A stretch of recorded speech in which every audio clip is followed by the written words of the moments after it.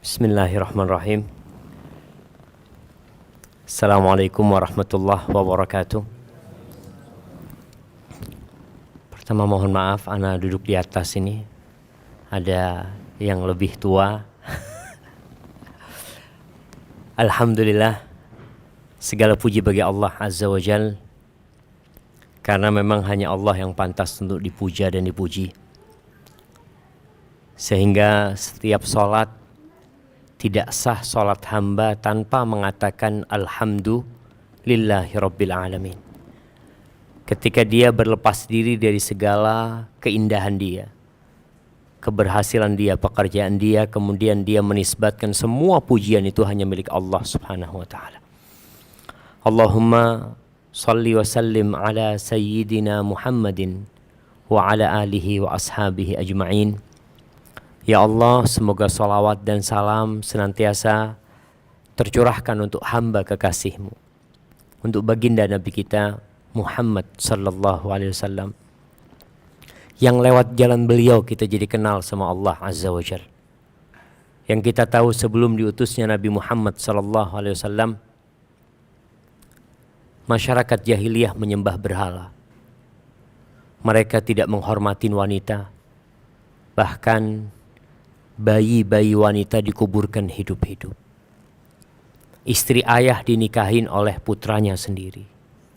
Masih banyak kezaliman-kezaliman lainnya. Dengan diutusnya Nabi Muhammad SAW, kita jadi faham kenapa kita diciptakan dan kepada siapa kita beribadah. Maka tidak boleh seorang muslim putus harinya dari salawat buat Nabi Muhammad SAW. Kita aja kalau ada orang berbuat baik sama kita, pernah nolong kita, pernah bantu kita, kita nggak lupa sama dia. Gimana kalau orang ini yang menjadi penyebab kita bisa selamat dari api neraka? Seberapa banyak dan seberapa sering kita akan mengingat beliau sallallahu alaihi wasallam. Dan Nabi alaihi salatu wasallam pernah suatu hari sujud syukur. Beliau ditanya, kenapa Nabi SAW? Beliau menjelaskan, atani Jibril. Tadi Jibril datang kepadaku. Wa basyarani, dia berikan kabar gembira kepada aku. Anna man shalla alaika salatan wahidatan sallallahu alaihi biha ashran. Bahwasanya barang siapa yang bersalawat untukmu satu kali, maka Allah akan membalas salawatnya dengan 10 salawat dari Allah Azza wa Jalla. Maka semoga kita mampu untuk mengisi waktu-waktu kita bersalawat buat Nabi Muhammad sallallahu alaihi wasallam. Amma ba'd, jamaah rahimakumullah, ini hari ke-17 ya. Alhamdulillah Allah memberikan taufik kepada kita, kita masih bisa puasa. Sebagian orang sudah terlihat memenuhi warung-warung dan restoran-restoran. Kebanyakan masyarakat Indonesia adalah muslim. Sehingga kita sedih tatkala melihat di pertengahan Ramadan mereka sudah selesai puasanya. Padahal Allah Azza wa Jal mewajibkan puasa Ramadan ini ayyaman ma'dudat, di hari-hari yang terhitung. Coba kalau kita lihat, kita kerja itu liburnya dalam setahun berapa lama? Pegawai negeri berapa lama? 45 hari cuti? 40 hari cutinya dia. Artinya sepanjang tahun harus bekerja. Allah Azza wa Jalla minta sama kita dalam setahun itu 1 bulan aja untuk mengontrol makan dan minum. Bukan tidak makan dan minum, enggak.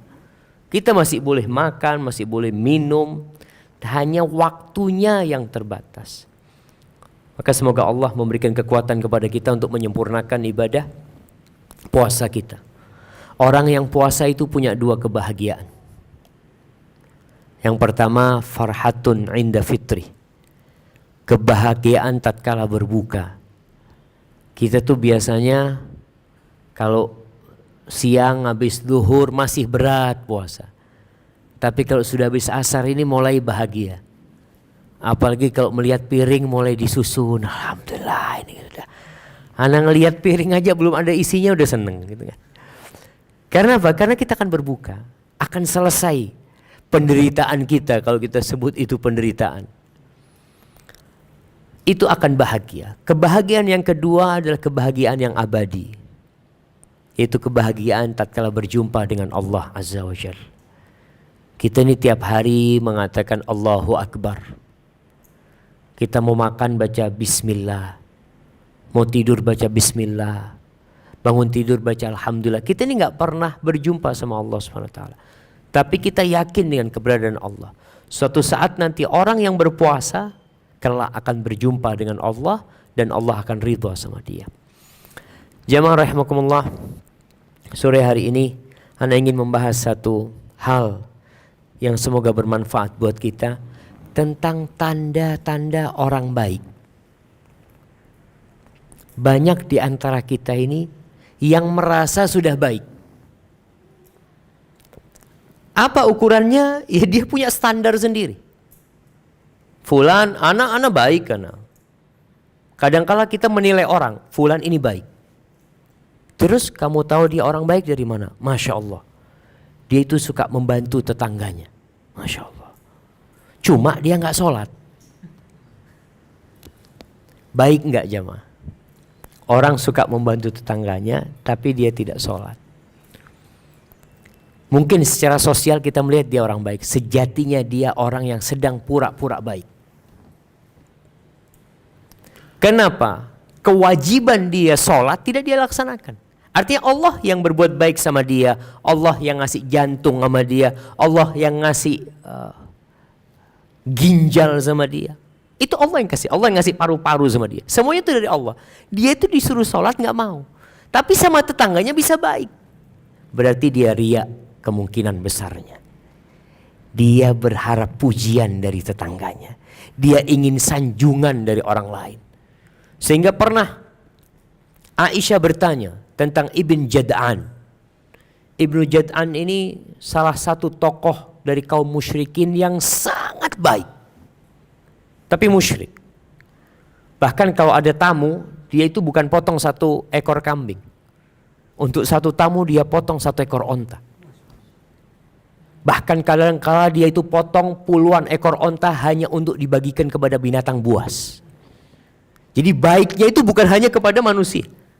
Dia potong onta taruh di padang pasir, datang serigala, datang burung-burung. Dia bahkan memberi makan burung-burung. Aisyah bertanya, kira-kira Ibn Jad'an itu dapat manfaat enggak dari amal soleh dia? Kata Nabi enggak. Kenapa? Karena dia tidak pernah percaya dengan hari akhir. Dan dia tidak pernah mengatakan, Rabbighfirli yauma yub'atsun. Ya Allah, ampuni aku pada hari dibangkitkannya manusia. Artinya dia beramal itu bukan untuk hari akhir. Dia beramal itu hanya untuk kepentingan dunia. Makanya kalau kita lihat orang-orang kafir dapat pahala nggak dari amal soleh mereka? Dapat, tapi di dunia. Karena memang dia menginginkan balasan itu di dunia. Sehingga kita pun muslim kalau beramal ingin balasan dunia dikasih sama Allah, tapi akhirat nggak dapat apa-apa. Maka tolong ketika beramal memang lillahi ta'ala. Sekarang apa tanda orang baik? Yang pertama, tanda orang baik itu di akhir hidupnya Allah akan pergunakan dia. Standar orang baik itu kematian dia, penutupnya. Jadi kalau ada anak muda baik tapi akhir hayatnya matinya su'ul khotimah, dia orang buruk. Makanya kita lebih suka dengar mantan preman daripada mantan kiai. Oh, ini mantan kiai dia enggak. Tapi kalau mantan preman kita biasanya bahagia, Masya Allah, berarti dia sudah kembali. Rasulullah sallallahu alaihi wasallam mengatakan, "Man yuridillah bihi khairan ista'malahu." Oh, idza aradallahu bi 'abdin khairan ista'malahu. Kalau Allah menginginkan kebaikan buat seorang hamba, Allah akan pergunakan dia. Pergunakan dia, para sahabat nggak paham. Dipergunakan gimana orang ini? Dimanfaatkan orang itu. Qila kaifa ista'malahu? Gimana Allah mempergunakan orang ini? Qala yuwaffiquhu li amalin salih qabla al-maut. Allah bimbing dia untuk beramal soleh sebelum mati. Artinya masa hidup dia dulu gak pernah baca Quran, masa hidup dia dulu mungkin jauh dari agama, gak pernah ke masjid. Di akhir hayatnya tahu-tahu dia jadi orang baik, jemaah. Dan ini banyak kejadian. Kita melihat orang-orang yang ya di kampung dianggap preman, sebulan sebelum meninggal dunia, orang kampung itu jadi melihat sesuatu yang berbeda dari dia. Waktu subuh dia di masjid, orang sampai heran, ini kok ada orang ke masjid. Ini pertanda orang ini hatinya baik, sehingga Allah berikan petunjuk kepada dia. Ada orang yang kelihatan baik secara kasat mata, kita lihat dia orang baik, tapi di hatinya dia menyimpan keburukan. Sehingga inilah yang akan nanti mengantarkan kepada su'ul khatimah. Karena dia menyimpan sesuatu yang buruk. Dia menampakkan kebaikan tapi menyimpan sesuatu yang buruk. Berbeda dengan yang ini. Orang ini di akhir hayatnya Allah berikan bimbingan sehingga dia bisa beramal soleh. Nggak pernah puasa, tahu-tahu dia puasa. Nggak pernah umroh, tahu-tahu dia mengatakan, aku kok kepingin umroh ya. Berangkat umroh. Pulang umroh meninggal dunia. Maka kita perlu menjaga hati kita bagaimana supaya Allah mempergunakan kita di akhir hayat kita. Banyak manusia yang beranggapan tanda Allah ingin kebaikan sama kita itu harta. Jadi kalau ngelihat orang miskin kayaknya kau dibenci sama Allah. Kenapa engkau kerja gak sukses-sukses katanya. Akhirnya dunia ini jadikan ukuran. Ternyata ungkapan seperti ini sudah pernah terjadi di masa jahiliyah. Allah ceritakan di surat Al-Fajr.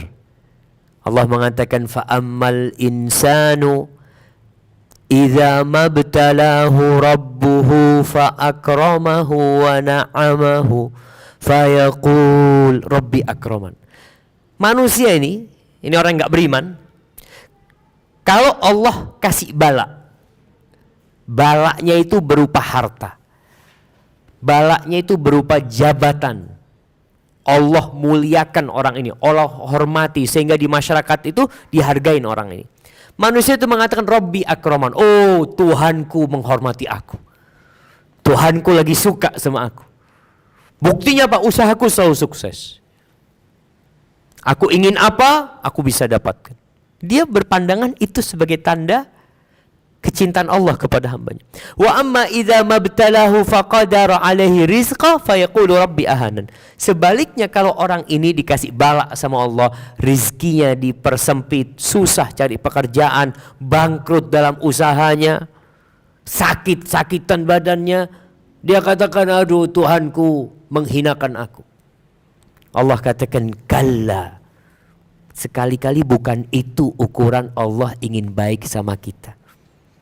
Maka kita lihat, apalagi yang sudah dikasih umur sama Allah, orang kalau dikasih umur 40 tahun, itu adalah masa transisi. Dia sedang berada di persimpangan jalan. Kalau umur 40 tahun dia nggak merubah jadi baik, biasanya susah mau jadi orang baik. Karena umur 40 tahun itu mulai ditutup karakter dia sudah. Semua nabi itu diutus ketika umurnya 40 tahun. Makanya di surat Al-Ahqaf ayat 15 Allah itu menceritakan doa orang yang umurnya 40 tahun. Mungkin bapak-bapak ibu-ibu sudah pernah baca doa itu. Di surat Al-Ahqaf ayat 15. Orang ketika dikasih umur sama Allah sampai masa 40 tahun. Biasanya 40 tahun itu masa menikmatin kesuksesan. Mulai dia punya rumah sendiri, mulai punya mobil sendiri, usahanya mulai sukses, kemudian punya istri, punya anak. Allah sebutkan hatta idza balagha ashuddahu wa balagha 40 sana, sampai ketika orang ini di puncak masa mudanya sampai umur 40 tahun, qal, orang ini berkata, Rabbi, wahai Rabbku, wahai penciptaku. Dia jadi ingat, aku nih hamba, aku nih bukan siapa-siapa, aku hidup ini pakai aturan dari pencipta. Dia maka Rabbi auzi'ni an ashkura ni'mataka allati an'amta alayya. Wahai Rabbku, bantulah aku untuk mensyukuri nikmat yang kau berikan kepada aku. Wa ala walidayya, dan nikmat yang kau berikan kepada kedua orang tuaku. Sang anak ketika umur 40 tahun biasanya lupa sama orang tuanya. Dia sibuk punya keluarga sendiri, punya rumah sendiri, punya anak, sehingga tanggung jawab sama orang tuanya kadangkala mulai dia tinggalkan. Maka subhanallah, nih hamba mengatakan Rabbi auzi'ni an ashkura ni'mataka allati an'amta alayya wa ala walidayya wa an a'mala salihan tardah, dan bantulah hamba ya Allah untuk bisa beramal soleh yang kau ridhain. Wa aslih li fi dzurriyyati, ya Allah perbaiki aku di anak keturunanku. Karena bagaimanapun orang tua berharap punya anak-anak yang soleh. Inni tubtu ilaika wa inni minal muslimin. Aku bertaubat kepadamu ya Allah, aku termasuk orang-orang yang berserah diri. Jadi tanda Allah ingin kebaikan kepada hamba itu bukan harta, bukan kehormatan, tapi salah satunya Allah bikin dia beramal soleh sebelum meninggal dunia. Baik, tanda yang kedua, Allah kasih panjang umur. Allah kasih panjang umur sehingga kesempatan untuk beramal semakin panjang. Orang yang umurnya 30 tahun selesai, dia nggak bisa nambah amalan lagi. Orang yang umurnya 40 tahun beda dengan yang umurnya 60 tahun. Kesempatan dia beramal itu panjang sekali. Maka Rasul SAW mengatakan khairun nasi man tala umruhu wa hasuna amaluhu. Sebaik-baiknya manusia adalah yang panjang umurnya, baik amalannya. Wa syarrun, tapi sebaliknya, orang yang buruk itu man tala umruhu wa sa'a amaluhu. Orang yang panjang umurnya tapi buruk amalnya. Sehingga semakin banyak dosa yang dia lakukan. Maka kalau kita dikasih panjang umur ya, kita dengar berita teman kita meninggal dunia. Anak punya abah itu umur 68 sekarang, 69. Dia itu kadang-kala anak tanya, "Bah, abah punya teman sisa berapa, bah?" Dia cerita, "Siapa ya, fulan? Aduh, tinggal 2," kata dia. Anak ingin mengingatkan abah anak, nikmat nih, bah, masih bisa hidup. Teman-temannya sudah tidak bisa menambah amalan, nggak bisa lagi sholat, nggak bisa lagi istighfar. Artinya kita ini kasih umur lebih ini kesempatan dari Allah SWT. Semoga Allah ingin kebaikan buat kita. Baik. Kemudian yang ketiga, tanda Allah ingin kebaikan buat kita. Rasul SAW mengatakan, man yuridillahu bihi khairan yufaqihu fiddin. Barang siapa yang Allah menginginkan kebaikan dari orang itu, Allah bikin orang itu faham agama, belajar agama. Belajar agama ini di Indonesia dulu itu termasuk dipandang sebelah mata. Ana ingat ketika ana lulus SD mau masuk pesantren, itu sama abah ana sama paman ana, mereka kurang setuju. Mereka berpikiran, Syafiq mau jadi apa, kata dia. Nanti mungkin pulang pesantren pakai sarung. Bayangan dia itu pulang belajar agama ya pakai sarung. Mungkin kerjanya cuma baca kitab. Jadi seakan-akan tidak berguna untuk kehidupannya. Itu banyak pandangan seperti itu. Tapi anak punya ibu, alhamdulillah dia yang mendukung anak. Dia sampaikan ke abah, biarlah anaknya mau ke pesantren, biarlah ke pesantren. Alhamdulillah akhirnya kita ke pesantren. Masuk pesantren, teman-teman di pesantren ini kebanyakan anak-anak nakal. Jadi kita lihat, ya Allah, ini kok kumpul semua di sini. Ternyata pandangan orang dulu itu, pesantren itu bengkel. Jadi kalau anaknya soleh, itu dimasukkan sekolah umum. Yang baik-baik, udah, kamu insya Allah jadi insinyur lah, jadi apa. Tapi kalau bandel, kalau tetap bandel pesantren nih. Wallah akhirnya pesantren itu benar jamaah. Kumpulan anak-anak bandel. Sampai anak punya teman ada yang minum di pesantren itu. Karena dia sudah minum di luar sana, orang tuanya nggak kuat, masukkan ke pesantren. Kita subhanallah, tapi alhamdulillah akhirnya terjadi razia, bukan razia ya. Apa istilahnya? Mereka akhirnya gugur sendiri, nggak kuat dengan kehidupan pesantren. Ana masuk pesantren itu muridnya 35. Lulus tinggal 5. Yang sisanya itu rontok. Karena berat. Dan di sini sabda Nabi Muhammad SAW, siapa yang Allah menginginkan kebaikan dari orang itu, Allah bikin orang itu belajar agama. Dan belajar agama ini tidak kenal umur. Jangan pernah berpikir, aduh Ustaz, ana udah telat Ustaz. Ini kesempatan.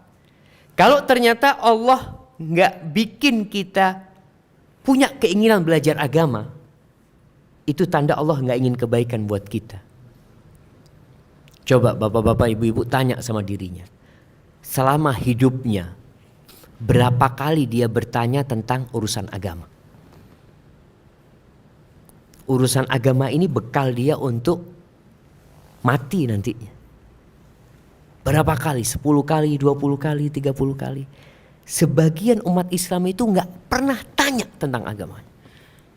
Sama sekali nggak pernah tanya. Karena dia, ya sudah yang penting Islam gitu.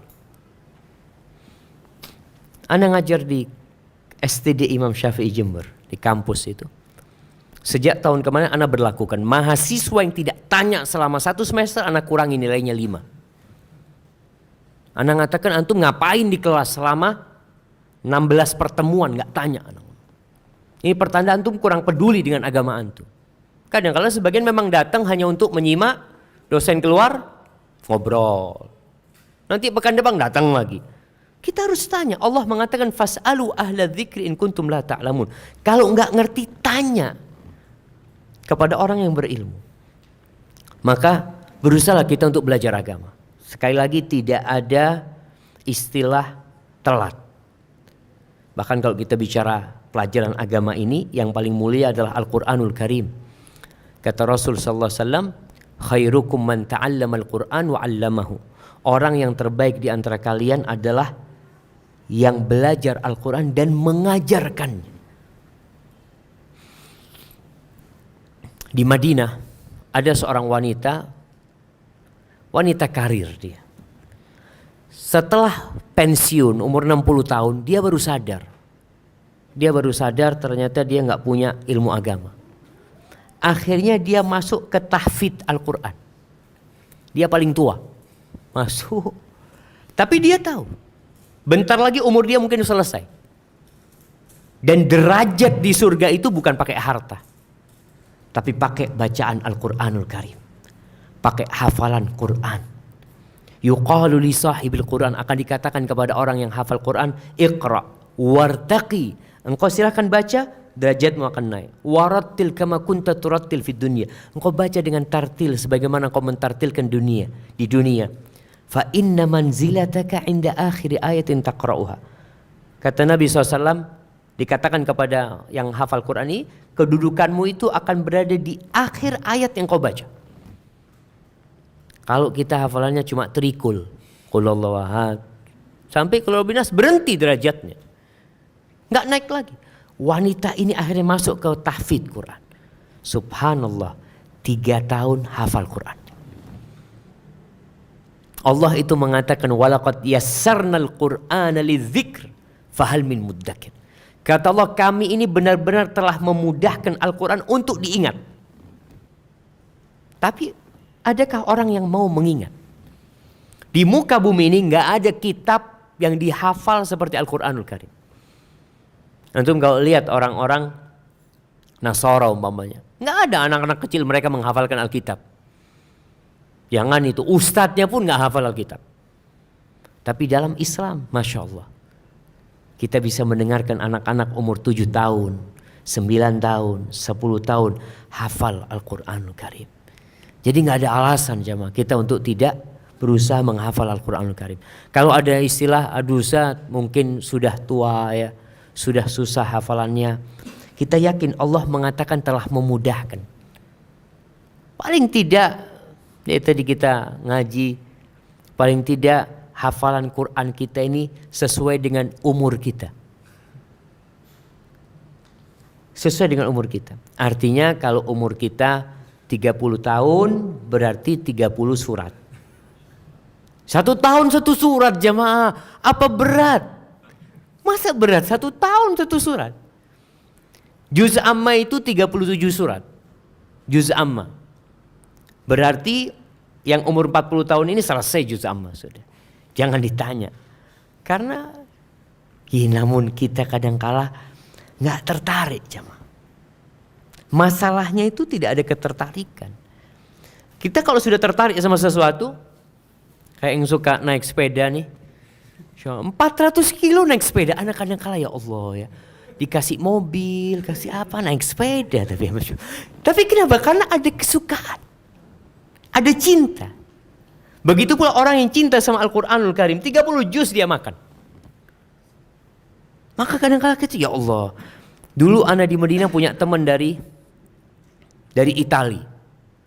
Masuk Islam dia. Nama Islamnya itu Muhammad Yasin. Aliando siapa nama dia. Dia 2 tahun masuk Islam. Sudah hafal 20 juz Al-Quran Karim. Baru 2 tahun masuk Islam. Kita dari lahir Islam ya maaf. Juz amma gak selesai-selesai. Ini kenapa Ustaz ya berat? Terus enggak. Kitanya yang gak sungguh-sungguh jamaah. Man jadda wajada. Barang siapa bersungguh-sungguh pasti dia raih apa yang dia inginkan. Ya kita lihatlah bapak-bapak ibu bagaimana meraih apa yang dia inginkan. Dulu anak kepingin punya ini bisa punya. Dulu anak ingin punya rumah. Dulu anak ingin punya mobil bisa punya mobil. Ketika ditanya kenapa? Ya anak sungguh-sungguh Zat. Ya, kaki jadi kepala jadi kaki. Anak merantau. Dia sampaikan itu perjuangan. Tapi ketika ditanya kenapa Qurannya kok belum sampai juz amma? Aduh Zat ya belum dapat hidayah. Ustaz ya belum dapat hidayah. Hidayah udah datang tapi kitanya nggak mau ngambil jemaah. Seakan-akan kita dikasih suguhan makanan itu disuruh milih. Silahkan antum mau makan yang mana. Kemudian kita kelaparan. Sakit kelaparan. Yang salah siapa? Engkau yang nggak mau makan. Begitu pula kita. Tatkala kita tidak mau mengkaji Islam. Karena sumber Islam ini ya Al-Quran. Kita sholat bertahun-tahun, tapi sebagian masih nggak paham dengan bacaan sholatnya. Dia baca wadduha wal laili idza saja, ditanya tahu sama arti yang dibaca. Wallahu a'lam. Ustaz, bahasa Arab Ustaz, saya orang Indonesia. Oh Masya Allah. Sebagian orang itu bahasa Inggris, Masya Allah. Orang Indonesia bisa bahasa Inggris. Apa yang mendorong dia bisa bahasa Inggris? Kenapa nggak terdorong untuk bisa bahasanya Al-Quran, sehingga ibadah dia itu lebih dia hayati Zat. Soalnya anak cari fulusnya pakai bahasa Inggris. Jadi akhirnya hanya untuk cari fulus. Cari fulus nggak apa-apa, tapi jangan lupa cari akhirat. Afwan, salah anak. Cari akhirat tapi jangan lupa cari fulus. Jadi Allah itu mengatakan wabtaghi fima atakallahu ad-darul akhirah. Carilah dengan apa yang Allah berikan kepadamu. Ambisinya itu akhirat, tapi jangan lupa engkau hidup di dunia butuh ongkos, ya butuh biaya, ya secukupnya lah. Sisanya bawa ke akhirat. Maka tanda orang yang baik, Allah ingin kebaikan buat dia, belajar agama. Sekarang nih kita berada di majelis ini. Ini tanda Allah ingin kebaikan buat kita. Maka semoga apa yang kita dengar itu bisa kita amalkan dalam kehidupan ini jamaah. Kebanyakan orang ketika buka bersama itu bukan kajian kadang-kala. Yang ada ngelawak, yang ada musik. Mau berbuka ini, padahal mau berbuka itu waktu mustajabnya berdoa. Sehingga ada yang ngabuburit. Ditanya, kemana mas? Cari malam kata dia. Di mana cari malam kata dia? Ya keliling, nanti tahu-tahu ketemu malam di mana dia? Di rumahnya. Keliling, Masya Allah. Kenapa dari tadi kau nggak baca Quran di rumah? Alhamdulillah Quran terjemahan ada. Kita bisa kasih tanda yang nggak paham. Nanti momennya kita ada ustadz datang tiap pekan, nanti anak tanyakan apa sih maksudnya. Maka jamaah rahimakumullah, itu tanda yang ketiga. Tanda yang keempat, kata Rasul sallallahu alaihi wasallam, man yuridillahu bihi khairan yusib minhu. Barang siapa yang Allah ingin kebaikan buat dia, Allah kasih musibah orang itu. Allah kasih musibah. Kita kadang-kala kalau ngelihat orang kasih musibah, oh ini dosanya banyak orang ini. Sakit-sakitan banyak dosanya orang ini. Subhanallah. Itu tanda Allah ingin kebaikan buat orang itu. Baik orang itu pelaku dosa atau orang itu orang soleh. Kalau orang itu pelaku dosa, musibah ini akan menghapuskan dosa-dosanya. Musibah itu akan menghapuskan dosanya. Musibah itu akan memperingatkan dia. Dia jadi baik, jadi kembali kepada Allah. Berapa banyak jemaah manusia yang sadar ketika berada di rumah sakit.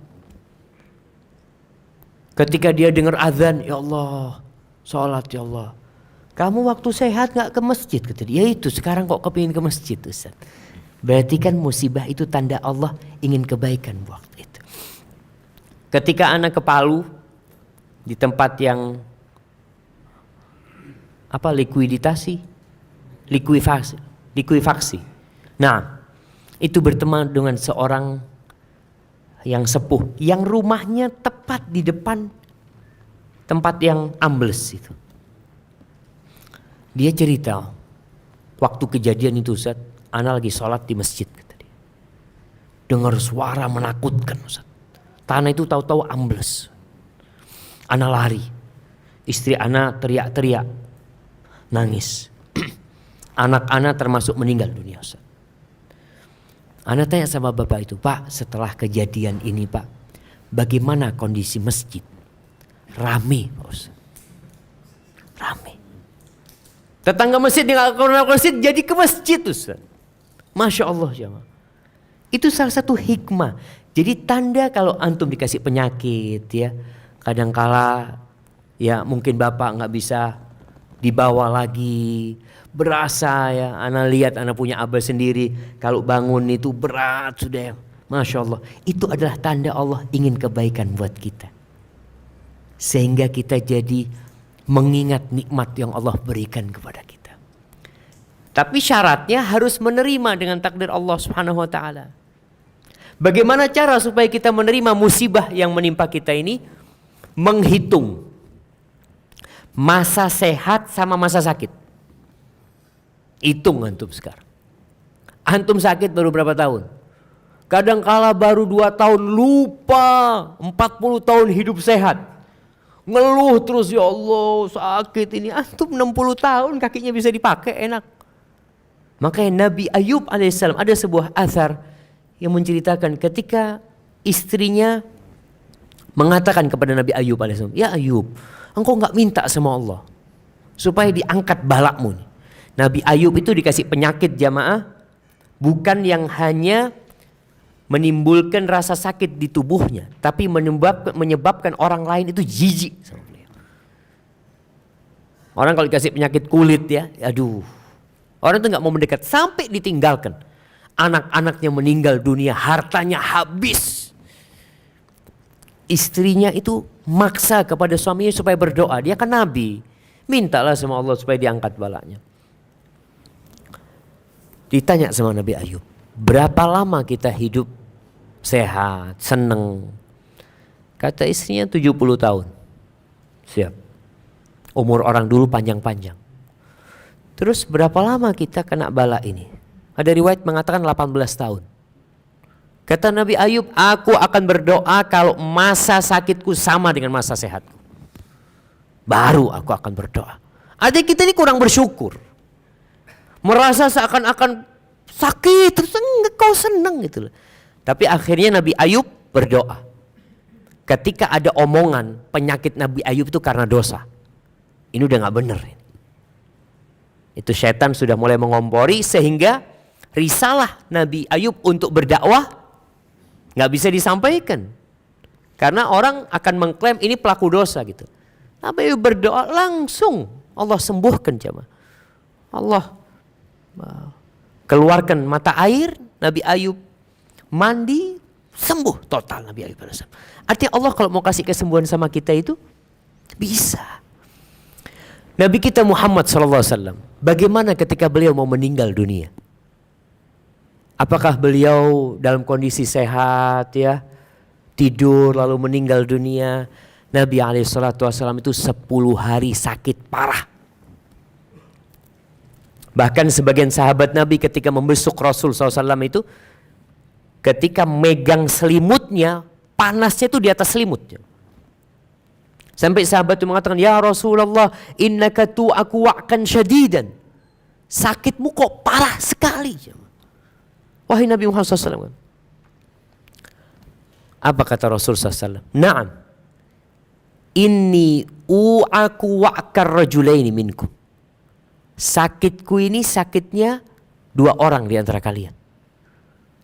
Jadi bayangkan, bisa dibayangkan bagaimana panasnya orang biasa. Nabi itu double. Kata sahabat, kenapa Rasul SAW? Apakah karena engkau akan mendapatkan pahala double? Naam. Yudha'af lanal bala, fayudha'af lanal thawab. Dilipat gandakan balanya kita untuk dilipat gandakan pahalanya. Makanya tanda Allah cinta sama hamba, Allah kasih bala. Dalam 10 hari itu Nabi SAW pernah pingsan berulang kali.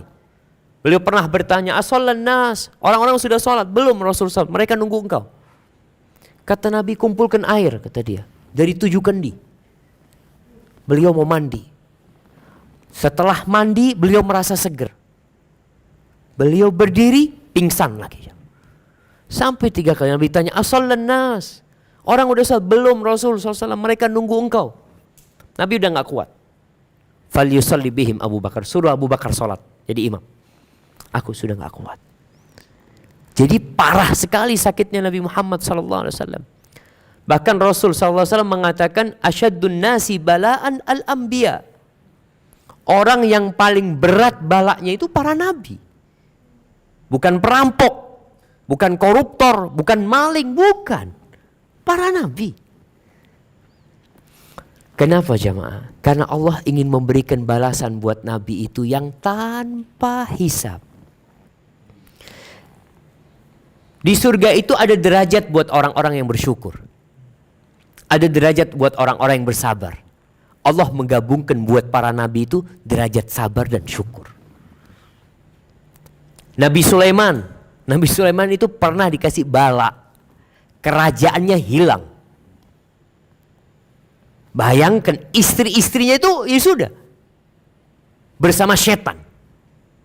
Setan itu yang menguasai kerajaan Nabi Sulaiman.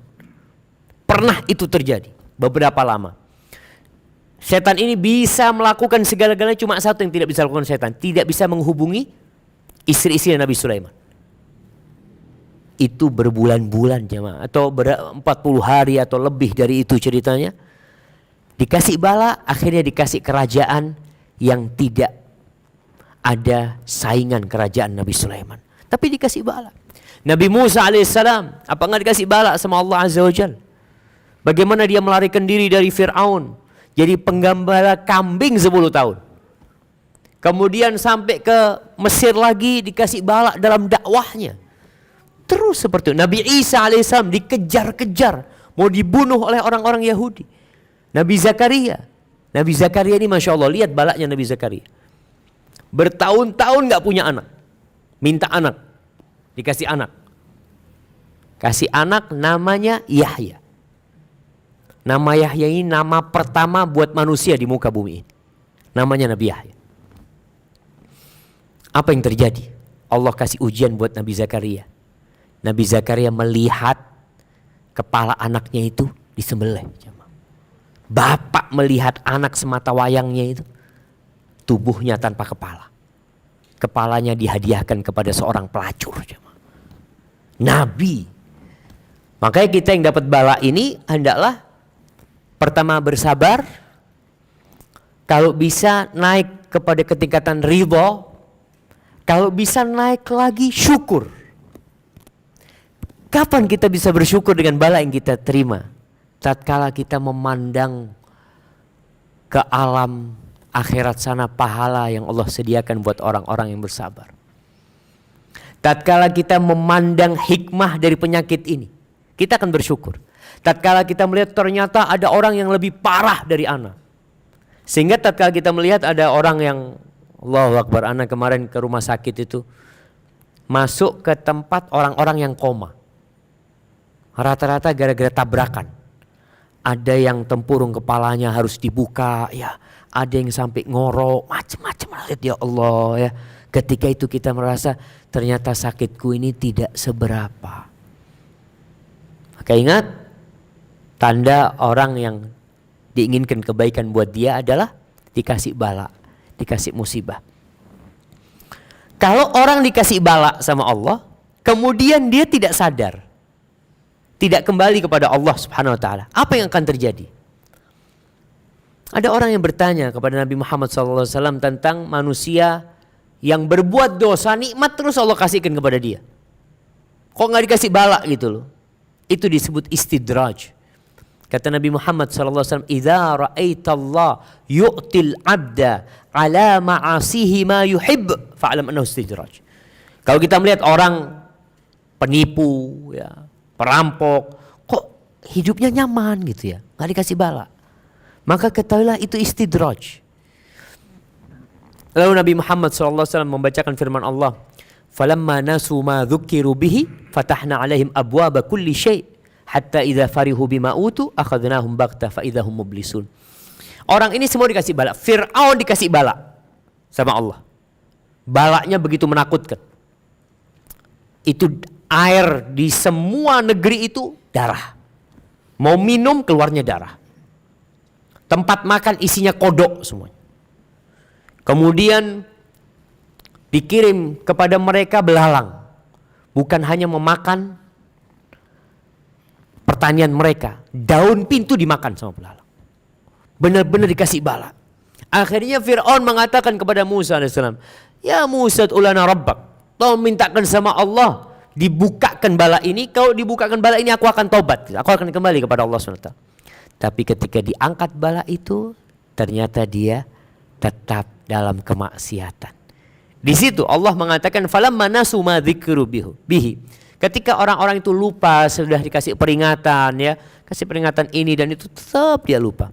Apa yang akan terjadi? Allah akan bukakan segala pintu kebaikan. Orang itu hidupnya semakin enak. Dalam kondisi berbuat dosa, semuanya jadi tambah nyaman buat dia. Ketika dia sudah lagi bersenang-senang dengan nikmat yang Allah berikan kepada dia, akhadnahum baghtah. Di sini kami cabut nyawanya secara tiba-tiba. Masya Allah. Kenapa? Ke sini. Ya terserah. Nah, kalau dekat sini.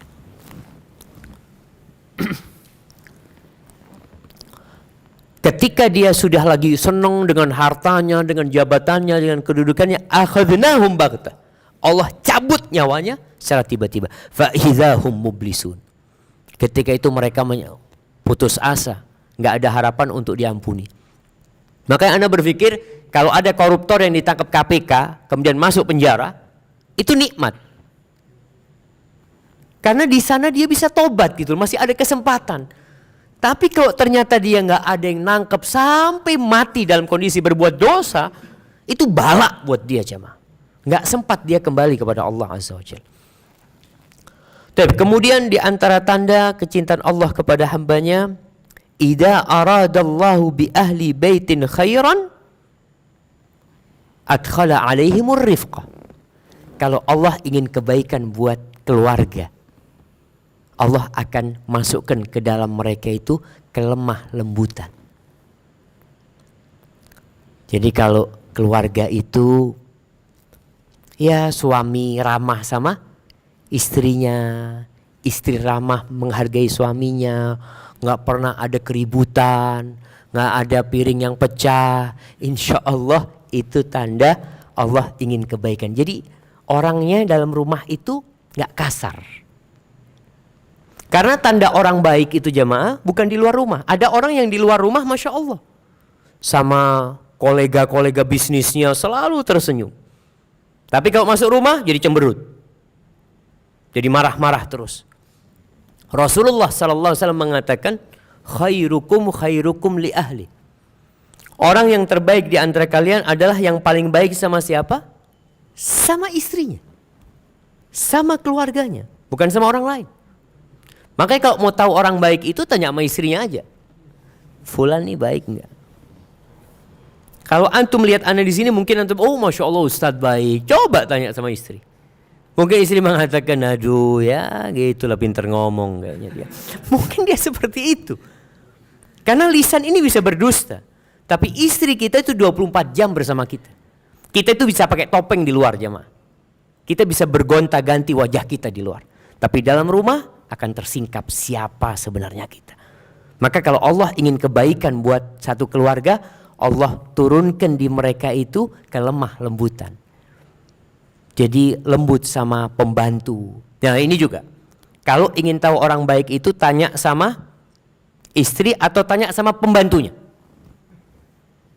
Jadi kalau majikan ini suka ganti pembantu, bahaya. Bisa jadi memang pembantunya yang tidak baik atau majikannya yang nggak baik. Kalau majikannya baik, oke lah ganti sekali 2 kali, setelah itu nggak ganti. Berarti kan memang ini baik lah, pembantu yang baik. Tapi kalau dapat pembantu ganti lagi. Anak kadang-kala ke rumah teman, pembantumu kok baru lagi kata dia. Ah ya itulah. Kurang baik kata dia. Oh kurang baik. Nanti ganti lagi. Pembantu ini subhanallah. Kalau dia itu pinter, dia jadi bos. Makanya Rasul SAW ketika ditanya, kam na'fu anil khadim, berapa kali kita maafkan pembantu? Nabi diem, gak jawab. Pembantu itu bisa pembantu yang dibayar, bisa yang budak. Nabi diem. Lalu tanya lagi orang, ya Rasulullah kam na'fu anil khadim, berapa kali kita maafkan pembantu? Sampai ketiga kali Nabi baru jawab, u'fu anil khadim fi kulli yawmin 70 marrah. Maafkan pembantu itu tiap hari 70 kali. Bayangkan jamaah. Kuatkah kita memaafkan pembantu 70 kali? Baru 3 kali kita potong gaji. Lihat gelas pecah lagi, piring pecah lagi. Ana pernah ngomong dengan seseorang. Ya dia sudah sepuh, Ana sampaikan dia punya pekerja. Ya pekerjanya melakukan kesalahan lah. Ana sampaikan, afwan kata dia itu pekerja yang memang butuh arahan dari atasan. Kalau dia itu pinter, dia yang jadi bos. Jadi antum yang bos ini tolong dikasih arahan. Selama kesalahannya itu bisa ditoleransi, ya maafkan. Kalau urusan pembantu, apa sih yang banyak terjadi sama pembantu jamaah? Ketika cuci piring, pecah. Ketika nyetrika, gosong. Kadangkala ada majikan mengatakan ganti. Niatkah pembantu itu menggosongkan baju itu jemaah? Dia itu kadangkala mikirin anaknya, dia ninggal anaknya yang masih kecil ya. Dia kepikiran sambil gosok gitu, akhirnya lupa terbakar. Masa kita nggak punya jiwa kemanusiaan? Yang kita pisahkan dia dari anak-anaknya kemudian bekerja di tempat kita. Maka di sini Rasul SAW mengatakan maafkan pembantu setiap hari 70 kali jemaah. Makanya kalau keluarga itu pembantunya mengatakan bosnya bagus, insya Allah benar-benar bagus. Karena Anda berjumpa dengan pembantu-pembantu di Timur Tengah sana di Madinah yang masya Allah majikannya itu syekh sebenarnya. Anda tanya gimana bang, kata dia. Ya Allah Ustaz, udahlah Ustaz nggak perlu tahu dah. Ana tersiksa ternyata di sini. Harapan ana dapat majikan seorang yang ngerti ilmu. Ya harapannya, ya baiklah, tapi ya begitulah. Maka ingat orang baik itu bukan yang di luar, bukan yang di atas mimbar, sehingga dia bisa menyampaikan segala keindahan. Ya pantaslah dia baik karena dilihat orang. Tapi kalau di rumahnya dia nggak baik, sama istrinya nggak baik, sama anak-anaknya nggak baik, kemudian sama pembantunya nggak baik, ya sudah, itu pertanda dia bukan orang baik. Dan Allah tidak menginginkan kebaikan buat orang itu. Kalau Allah inginkan kebaikan buat orang itu, Allah bikin keluarga itu keluarga yang lembut, keluarga yang ramah, yang humble sama orang. Baik, kemudian yang terakhir jamaah, di antara tanda Allah ingin kebaikan buat hambanya itu, Allah bikin orang itu suka menyampaikan agama, suka menyampaikan urusan agama. Allah mengatakan kuntum khaira ummatin ukhrijat linnas ta'muruna bil ma'ruf. Kalian ini umat terbaik, generasi terbaik yang dikeluarkan untuk umat manusia. Apa kerjaan kalian? Ta'muruna bil ma'ruf wa tanhauna 'anil munkar. Kalian beramar ma'ruf dan bernahi munkar. Allah mengatakan di ayat lainnya, "Wa man ahsanu qawlan mimman da'a ila Allah wa 'amila salihan wa qala innani minal muslimin." Siapakah yang ucapannya lebih baik daripada orang yang mengajak orang lain kepada Allah Azza wa Jalla, dan dia beramal soleh, dan dia mengatakan termasuk dia orang-orang Islam. Biasanya jamaah, kalau kita di grup bicara agama, apa yang akan terjadi? Mulai panas. Afwan, ini grup ini bukan urusan agama ya. Ini urusan mobil. Subhanallah. Mereka kalau sudah bicara agama akan tersinggung. Makanya orang yang mengajak kepada kebaikan itu biasanya dibenci sama orang lain. Lihat para nabi, dibenci sama kaumnya. Siapa nabi yang disukai sama kaumnya? Ketika berdakwah, Nabi Nuh alaihissalam. Sampai kaumnya itu kalau Nabi Nuh berdakwah, itu dia tutup kuping. Bukan hanya tutup kuping jamaah, sarungnya itu dibuat nutup kepalanya, supaya benar-benar tidak mendengar ucapan Nabi Nuh alaihissalam.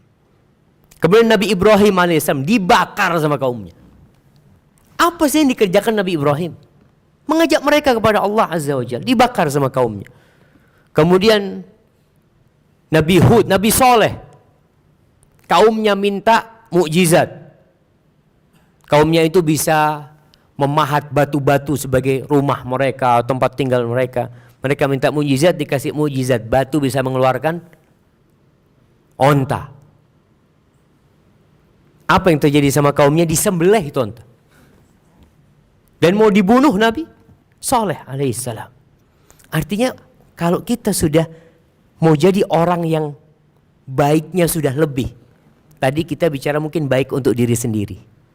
Tapi ini sudah baik yang mengajak orang lain dalam kebaikan. Itu biasanya kita akan dicela sama orang. Ya, kalau anak biasanya sama orang tuanya ribut. Anak ingat ketika anak pulang dari pesantren itu selalu disidang sama orang tua. Sampai ketika pulang pakai jenggot. Anak 5 tahun nggak pakai jenggot. 6 tahun tahu jenggot sunnah, pakai jenggot. Itu disidang sama orang tua. Sini. Ikut aliran apa ini? Oh, ikut aliran apa? Ya nggak ada, karena ngomong nggak ada aliran, ini sunnah Nabi Muhammad SAW.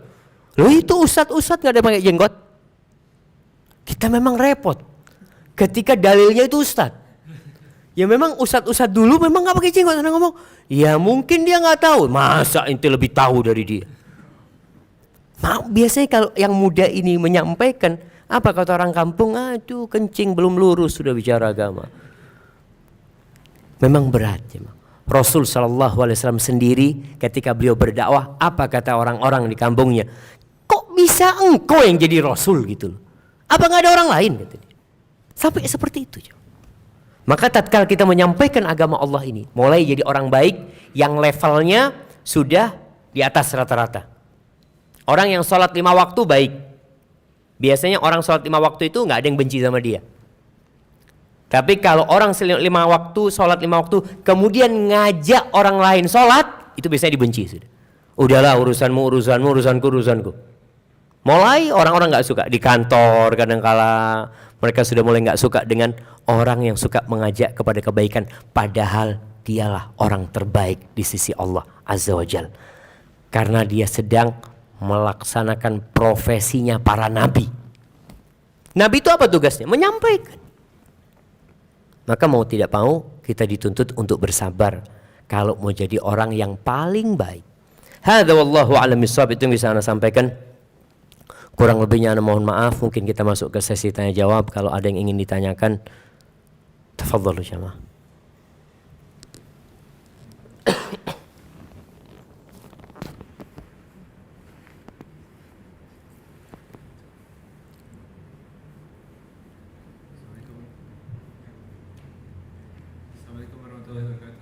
Waalaikumsalam warahmatullahi wabarakatuh.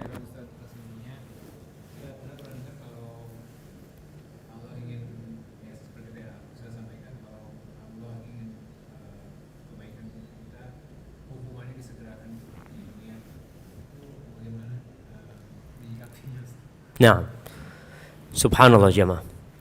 Iya, kalau bicara musibah yang menimpa kita, musibah yang menimpa kita itu bisa jadi peringatan dari Allah atas dosa yang kita lakukan, agar kita kembali kepada Allah.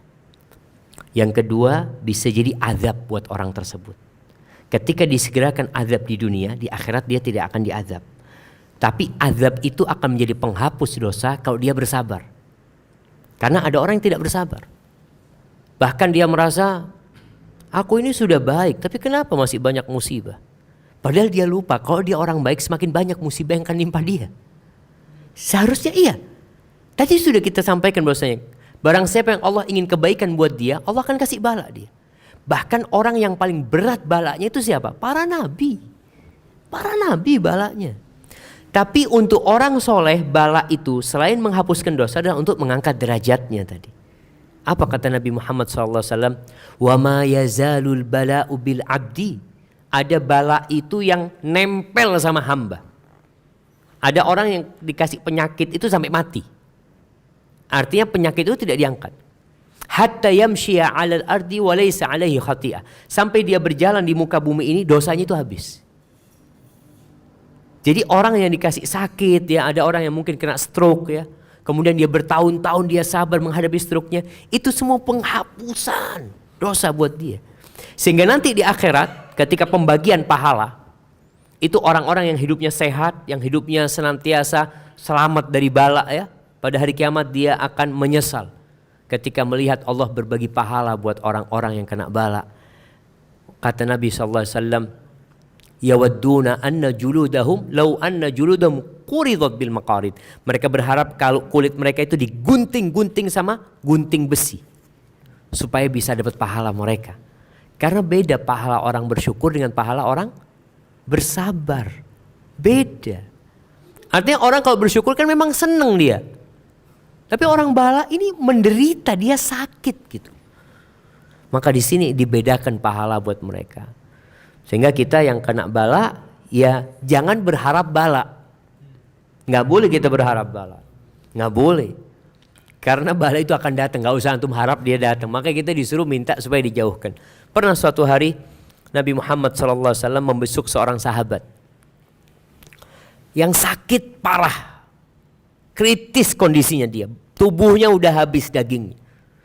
Lalu Nabi SAW bertanya kepada dia, hal da'autallah bisyai', apakah engkau pernah meminta sesuatu kepada Allah Azza wa Jalla? Iya Nabi, kata dia. Aku berkata dalam doaku, Allahumma ma kunta mu'adzibi fil akhirah fa'ajjilhu li fid dunya. Ya Allah, azab yang hendak engkau berikan kepadaku di akhirat, tolong segerakan di dunia. Apa kata Nabi Muhammad SAW? Innaka la tastati'u dzalik.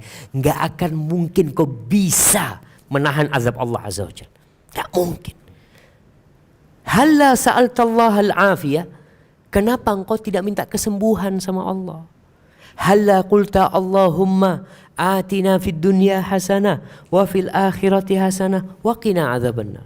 Kenapa engkau tidak meminta kepada Allah kebaikan di dunia, kebaikan di akhirat, dan diselamatkan dari api neraka? Seharusnya doa kita adalah meminta keselamatan. Maka di antara zikir pagi dan petang, kita dianjurkan untuk berdoa membaca Allahumma inni as'aluka al-'afwa wal-'afiyah fid dunya wal akhirah. Allahumma inni as'aluka al-'afiyata fid dunya fi dini wa dunyaya wa ahli wa mali. Minta keselamatan di agama kita, di tubuh kita, di keluarga kita, minta. Tapi tatkala musibah datang, kita harus terima. Makanya dikatakan poros kebahagiaan itu 3.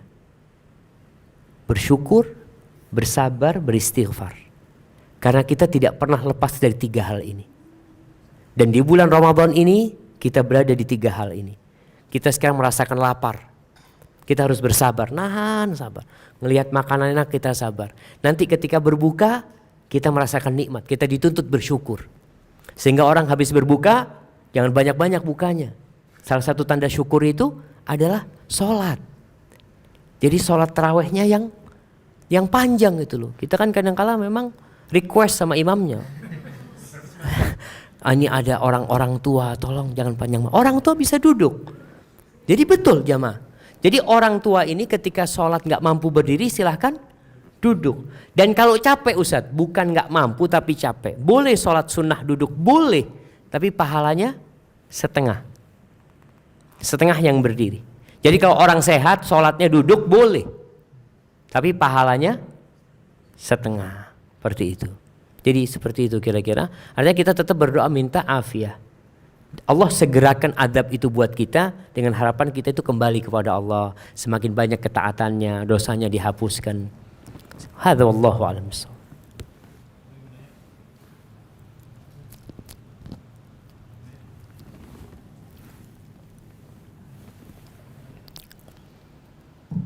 Nah. Waalaikumsalam warahmatullahi wabarakatuh.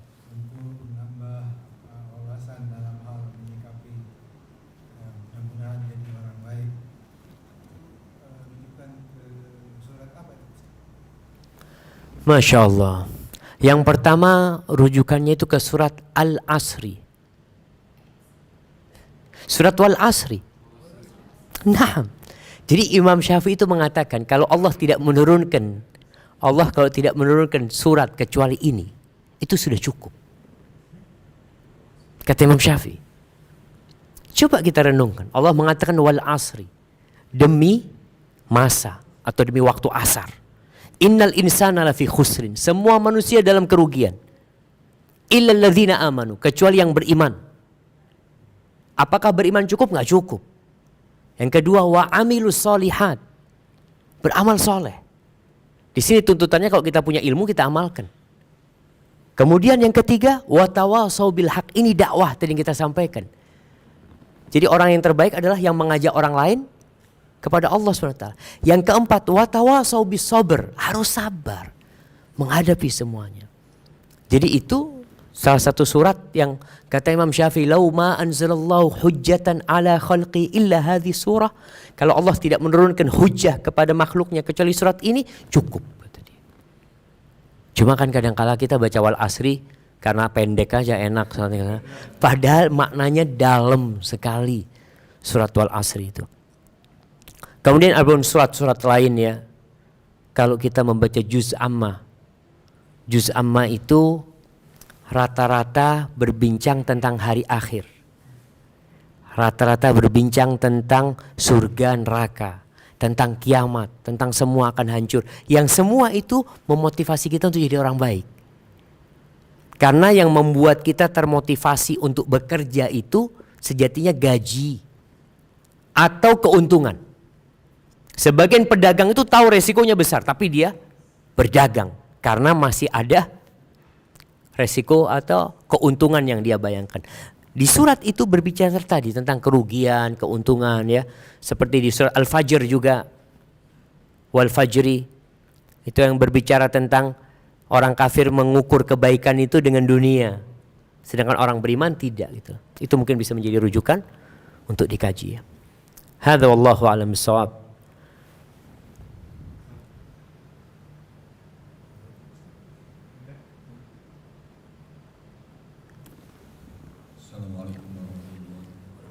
Waalaikumsalam warahmatullahi wabarakatuh. Dalam Al-Quran disebutkan ketika 4 bulan di rahim seorang ibu itu ditiupkan ruh. Ketika itu pula Allah menetapkan nasib buruk, nasib baik, jodoh dengan mautnya. Kalau nggak salah seperti itu ya. Sehingga jadi pertanyaan sekarang ini adalah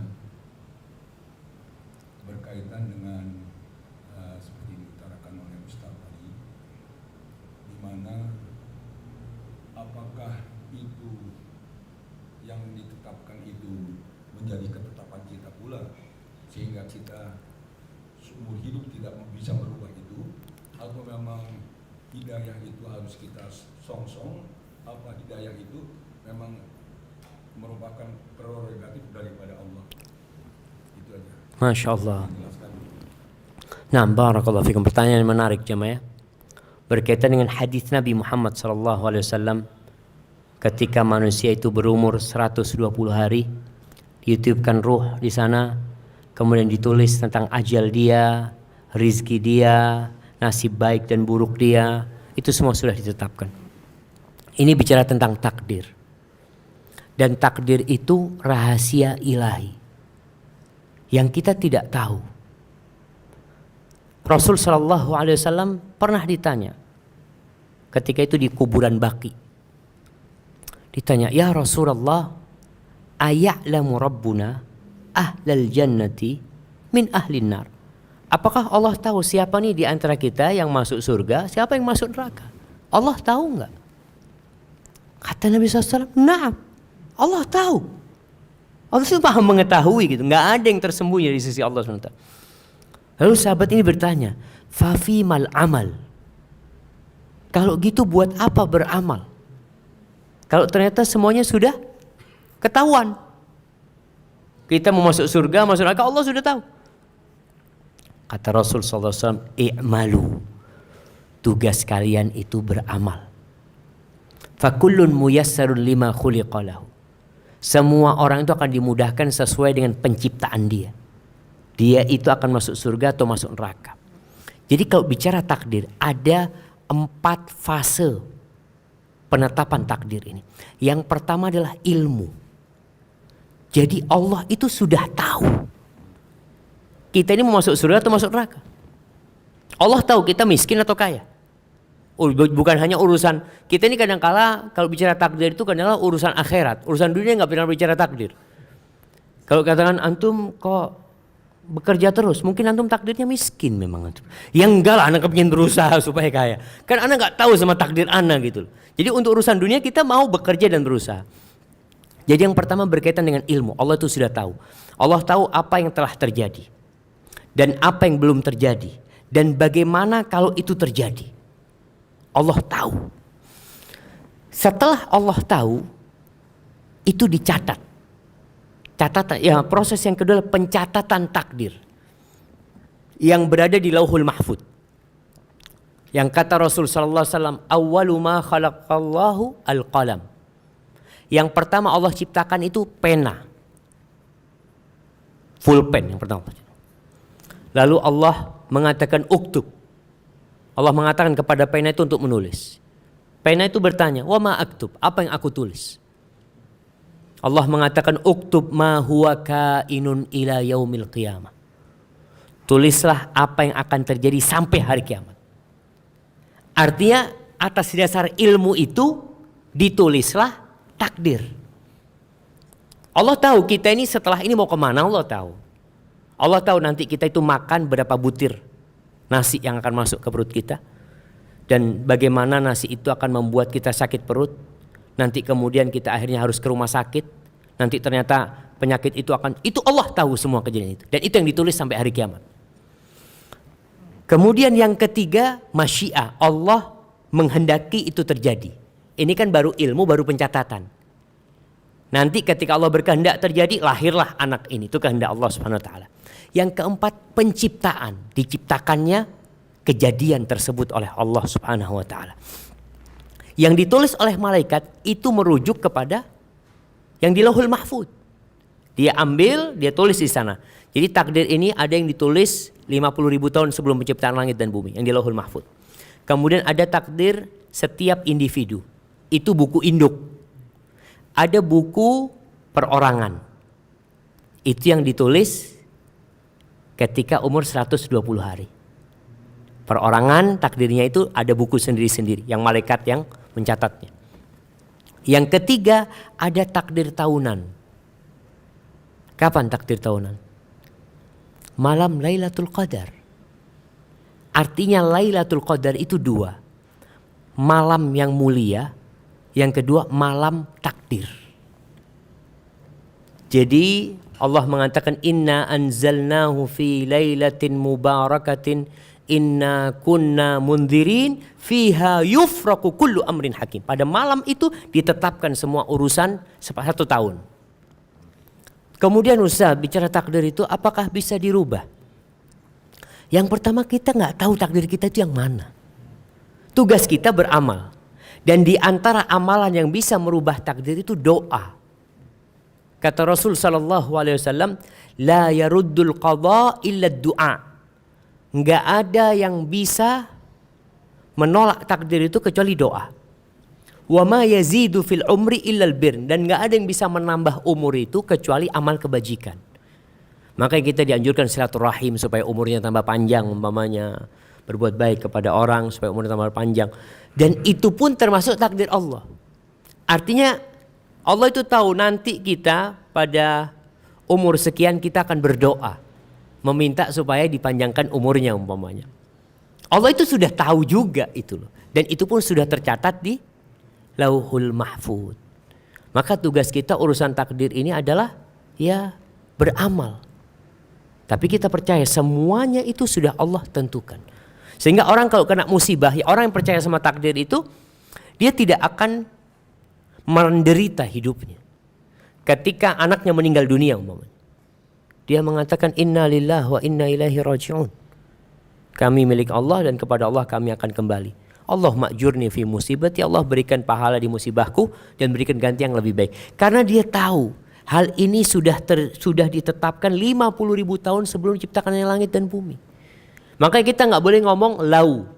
Andai kata tadi nggak keluar rumah kan nggak tabrakan. Andai kata tadi nggak ke pantai kan nggak tenggelam. Andai kata nggak boleh. Karena itu sudah terjadi. Kapan kita tahu itu takdir? Kalau sudah terjadi.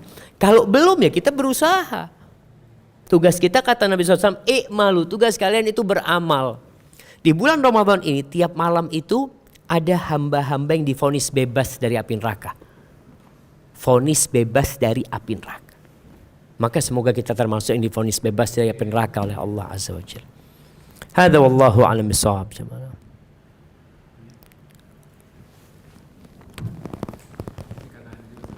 Masya Allah. Waalaikumsalam warahmatullahi wabarakatuh. Ingin menanyakan aja Ustaz, saya pernah dengar ada kayak survei mengatakan bahwa negara yang paling Islami itu ternyata adalah negara non Muslim, yang mayoritas itu non Muslim. Sedangkan negara kayak kita yang mayoritas Muslim malah terbesar di dunia, ini masih korupsi masih banyak lah segala. Ini kira-kira fenomena apa ya Ustaz? Saya mohon mungkin pandangannya seperti apa. Terima kasih atas penjelasan. Nah, Masya Allah, barakallahu fikum. Iya, kalau bicara itu ungkapan salah seorang tokoh ya. Ketika dia berangkat ke Eropa, dia mengatakan, aku melihat ada Islam di Eropa, tapi nggak ada umat Islam. Dia ngelihat ada Islam di Eropa tapi nggak ada umat Islam. Sebenarnya ungkapan itu kurang tepat juga. Kalau kita bicara Islam itu apa sih?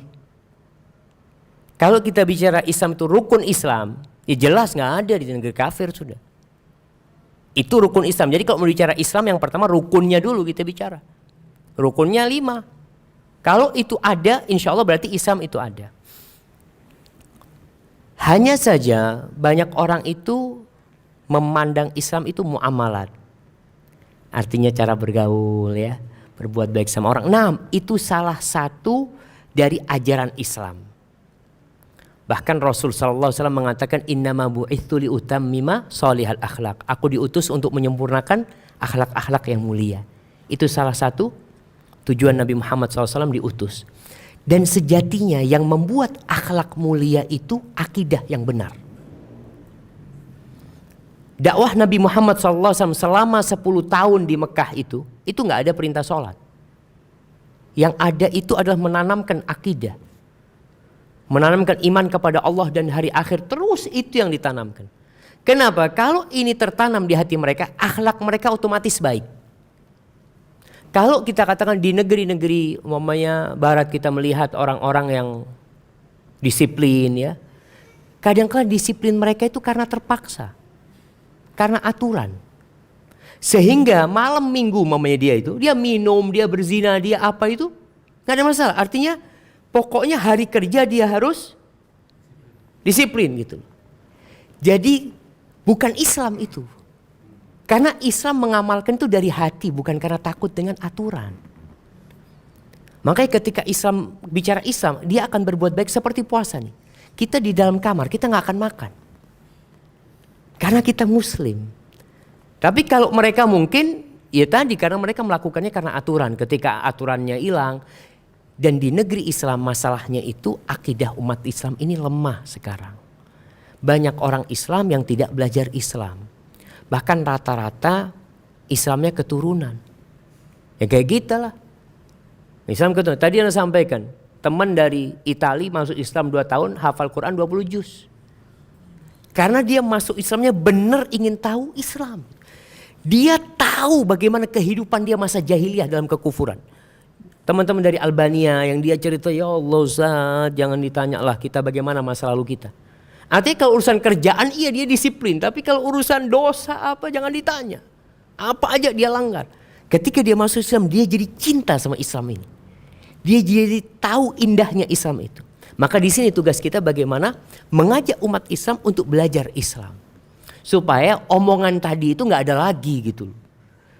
Supaya mereka melihat di negeri Islam itu inilah Islam yang sebenarnya. Kita melihat kebersihan. Rasul SAW mengatakan at-tahur syatrul iman. Kesucian itu separuh dari keimanan. Jadi bukan masalah kebersihan itu sekedar supaya sehat apa. Bukan dalam Islam. Kalau bicara kebersihan itu karena bicara iman. Coba kita lihat. Pengajaran yang ada, orang sebelum tidur itu dianjurkan apa? Cuci kaki, cuci tangan. Dalam Islam berwudu. Bicara sikat gigi, siwak. Jadi sebenarnya lebih sempurna. Yang jadi masalah umat Islamnya tidak ngamalkan. Tidak ngamalkan itu bisa jadi karena ilmu gak ada. Atau ilmu punya semangat yang gak ada. Yang rusak hidup manusia ini 2. Kurangnya semangat, salahnya ilmu. Ada orang ilmunya benar tapi gak punya semangat beramal. Akhirnya cuma wawasannya yang luas. Oh anak paham. Oh anak ngerti itu iya. Tapi gak diamalin gitu loh. Buat apa gitu loh. Tapi ada orang yang semangat beramal tanpa ilmu. Ini gak benar juga gitu loh. Maka fenomena yang terjadi ini gara-gara ilmu yang gak tersampaikan kepada mereka. Kalau kita bicara Indonesia. Ana nulis disertasi itu tentang peran lembaga Islam dalam membendung kristenisasi di Indonesia. Ana urut bagaimana Indonesia ini jadi sasaran kristenisasi pada waktu itu. Karena Belanda itu datang dengan 3 target. 3G kata mereka. Apa? Gold, glory, gospel. 3 itu yang mereka bawa. Dan mereka berusaha untuk menanamkan itu di Indonesia. Setelah kita merdeka, sekolah-sekolah Islam itu minim. Sekolah yang bagus itu sekolahnya siapa? Katolik. Karena itu sekolah Belanda sebenarnya. Itu sekolah yang dibangun sama Belanda ratusan tahun sudah. Ketika merdeka, sekolah itu sudah ada. Sehingga mereka tinggal melanjutkan. Dan mereka sekolahnya itu benar-benar sesuai dengan agama mereka. Tahu dengan sekolah yang di Jakarta, Kanisius. Kanisius itu khusus laki, gak ada perempuan. Mereka pisahkan laki sama perempuan. Karena mereka tahu laki perempuan kalau digabungkan gak sukses sekolahnya. Pacaran, apa ini itu. Ini sekolah Katolik loh. Dan kalau kita lihat banyak lulusan yang jadi menteri, jadi apa banyak dari Kanisius. Pada waktu itu sekolah Islam belum ada. Yang ada itu ya masih kumuh ya. Karena baru merdeka kita ini. Gak punya apa-apa. Sedangkan sekolah Belanda sudah berdiri dari dulu sekolah-sekolah Kristen itu. Makanya kalau kita berangkat ke Semarang. Semarang itu di Salatiga. Itu ada perguruan tinggi tertua punya Kristen itu. Itu yang bangun ya Belanda. di sana itu. Bahkan di sana bagus sekali tempat mereka. Proses itu berjalan. Tadi Anda sampaikan orang-orang nggak mau masukkan anaknya ke pesantren karena pesantren bengkel. Jadi buat yang nggak menerbakan tidak sedikit yang sekolah Katolik. Sekolahnya Katolik, Muslim sekolahnya di Katolik. Ini kan pertanda memang dia nggak peduli sama agama. Enggak, ini bagus ini Ustaz sekolahnya ya, favorit, macam-macam seperti itu. Pertimbangannya duniawi. Akhirnya dia nggak paham dengan agama dia. Kemudian setelah maju, mulai banyak sekolah-sekolah Islam yang maju sekarang. Ada SDIT apa, itu baru sekarang. Dan proses ini panjang. Mungkin Bapak bisa ngelihat kapan sih ada jilbab? Kapan ada jilbab? Anak kalau lihat foto kakek nenek anak, nggak ada jilbab. Istrinya kiai ustadz nggak pakai jilbab. Itu kan berarti memang pembodohan yang terjadi di masa Belanda itu berhasil gitu. Jilbab itu di Indonesia baru rame tahun 89. 89-90 ketika ada 300 siswi SMA dikeluarkan dari sekolah karena pakai jilbab. Bisa dibayangin, kepala sekolahnya muslim, gurunya muslim, menteri pendidikannya muslim, presiden muslim, nggak boleh pakai jilbab di sekolah. Tahun 89 itu sampai ada sebuah buku judulnya Revolusi Jilbab. Akhirnya berontak mereka. Mereka dikeluarkan keluar sudah. Mereka milih karena menurut mereka sekolah ini punya aturan seragam. Seragamnya sudah diatur gitu. Yang tidak ikut seragam ya menentang aturan sekolah. Tapi ini aturannya menentang agama gitu loh. Tapi baru tahu tahun 89 gitu loh. Baru mulai belajar itu. Tapi alhamdulillah artinya ilmu itu kan kemudian nyampe, ilmunya itu sampai ya. Dari masa Belanda yang dibodoh-bodohin terus. Sampai dikatakan gak boleh nerjemahkan Al-Quran. Ya pokoknya Al-Quran dibaca saja. Ini kalau sama artinya nanti kamu bisa tersesat. Itu terjadi. Hadis-hadis Nabi juga tidak diterjemahkan. Maka akhirnya sekarang Anda lihat sudah berbeda. Sekolah-sekolah Islam sudah mulai ya paling tidak bisa bersaing lah dengan sekolah mereka. Maka insya Allah dengan ilmu ini, dengan semangat belajar akan nampak Islam yang sebenarnya. Ada seorang polisi, kita tahu lagi mana polisi. Itu di Batam. Ceritanya seorang polisi ini ditabrak dari belakang dia. Turun dia dengan seragam polisinya ya. Itu yang di belakang takut ini sudah aduh urusan sama polisi ini sudah macam-macam. Polisi itu tanya, "Gimana Pak? Enggak apa-apa Pak," kata dia. "Bapak enggak apa-apa," kata dia. Enggak apa-apa." "Sudah Pak, enggak apa-apa Pak. Ya mungkin memang sudah takdirnya Allah seperti ini. Silakan Bapak pulang." Kok bisa polisi seperti itu? Belajar agama dia. Dia paham gitu loh bahwasanya semua terjadi itu dengan takdir Allah. Yakin gak sengaja orang itu. Masa mau nabrak polisi? Urusannya nabrak orang biasa aja panjang urusannya, apalagi polisi. Tapi polisi tahu ya ini mungkin dosa dia. Dia merasa ya mudah-mudahan jadi penghapus dosa dia. Kata dia baru pertama ketemu polisi baik hati.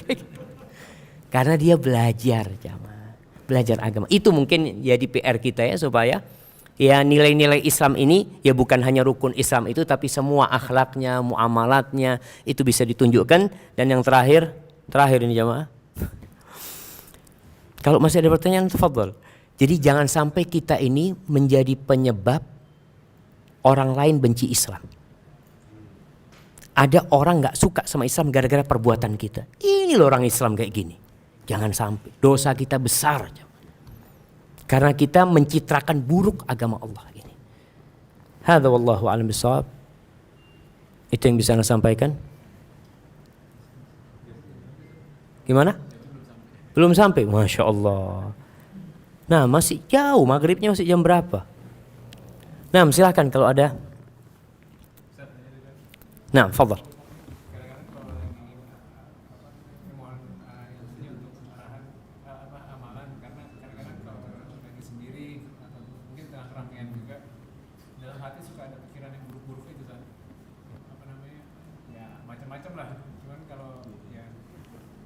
Apakah itu akan menjadi kenyataan atau masih dalam hati apa gimana? Nah, sahih jamaah. Kita itu disuruh berlindung dari di surat An-Nas, alladzi yuwaswisu fi sudurin nas minal jinnati wan nas. Ada omongan-omongan buruk itu. Jadi setan itu mengalir di tubuh manusia ikut aliran darah. Sehingga setan itu membisikkan keburukan dan ada malaikat yang juga membisikkan kebaikan. Oleh karena itu tugas kita ketika pikiran-pikiran buruk itu ada dalam hati, kita harus usir. Bagaimana caranya? Lakukan sesuatu yang bermanfaat. Baca sesuatu. Ambil wudhu, sholat. Kalau terus mengganggu, mengatakan a'udzubillahi minasyaitonirrajim. Karena kalau tidak, datang terus. Selama kita belum berucap, Allah akan maafkan. Tapi yang ditakutkan itu nanti akan menjadi keinginan dan jadi ucapan nanti aja. Kadang-kala ada seorang yang tanya sama ana lewat halu, Ustaz, ana ini kok was-was ya dalam hati ana.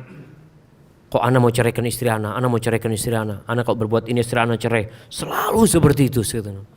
Ya itu was, ana kata selama antum tidak mengatakan aman. Tapi kalau kemudian diikutin was-wasnya itu, ya jadi. Seorang muslim tiap hari butuh benteng.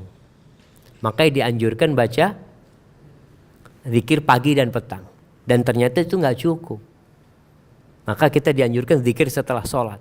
Setelah sholat itu suruh baca Qul huwallahu ahad, Qul a'udzu birabbil falaq, Qul a'udzu birabbin nas. Tolong kalau baca 3 surat ini dihayatin. Bukan sekedar yang penting selesai. Karena banyak kita itu yang penting Qul huwallahu ahad, Allahu samad, lam yalid walam yulad walam yakul lahu kufuwan ahad. Qul huwallahu ahad. Ini waktunya mepet ini Ustaz. Qul huwallahu ahad, Allahu samad, lam. Jadi akhirnya ya tadi hidayah yang kita harapkan dari Al-Quran itu kita nggak dapat. Kita dapat pahala doang. Jadi kalau kita baca Quran tanpa tahu artinya kita dapat hadiah. Tapi kalau kita baca Quran tahu artinya dapat hadiah plus hidayah. Kebanyakan kita itu dapat hadiah nggak dapat hidayah karena nggak paham dengan yang dibaca gitu loh. Mungkin itu membantu kita untuk ya menghilangkan was-was dari setan itu ya. Nah, fadhal ibu-ibu nggak ada yang tanya kayaknya. Udah paham semua ibu-ibunya.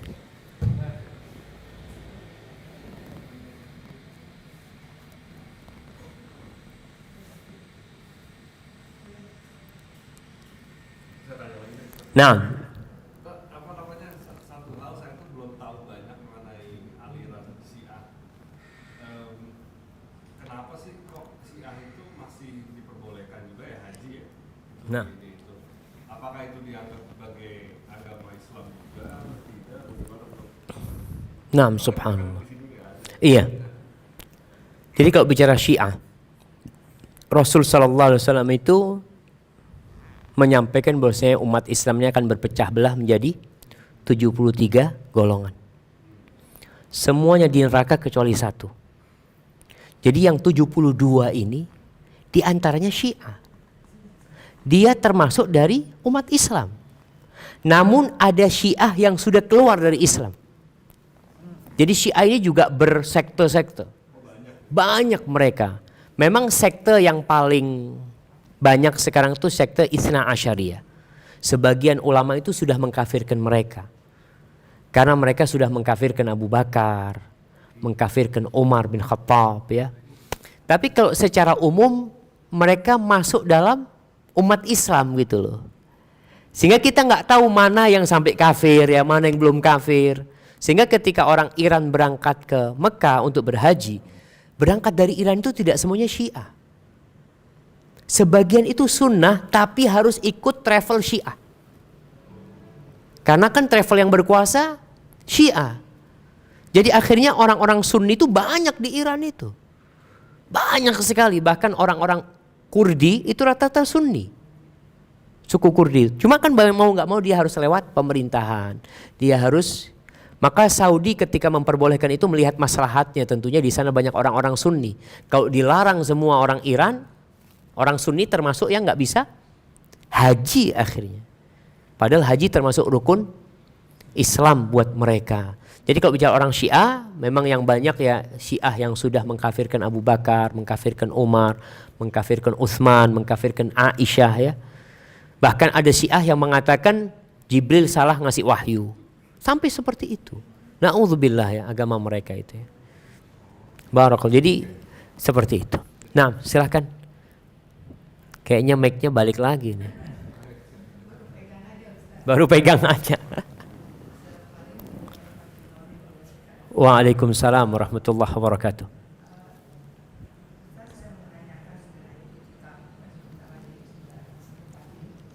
Nah,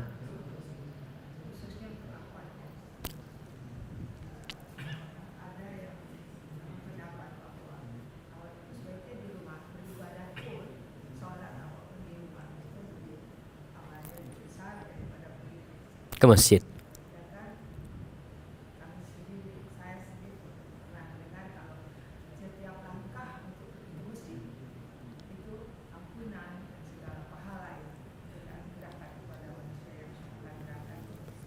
Nah,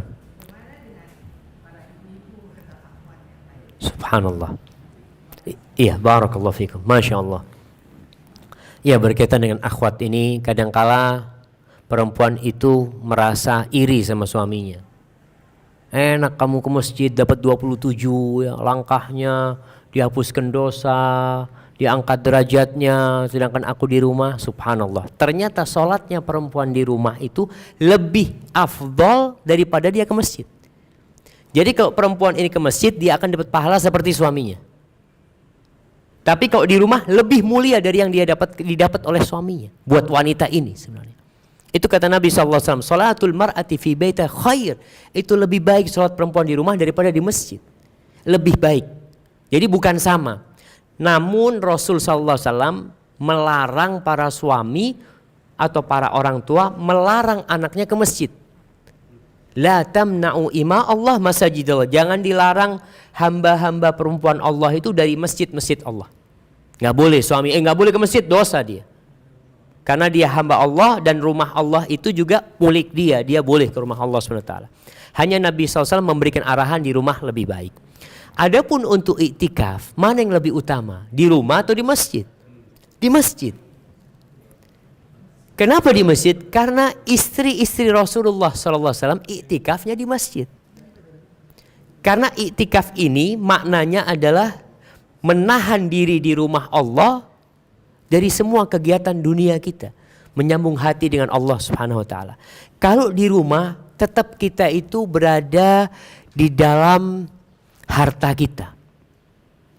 Rumah-rumah kita, kamar-kamar kita, kita lihat AC milik kita. Lihat mobil milik kita. Tapi kalau di masjid nggak ada yang milik kita.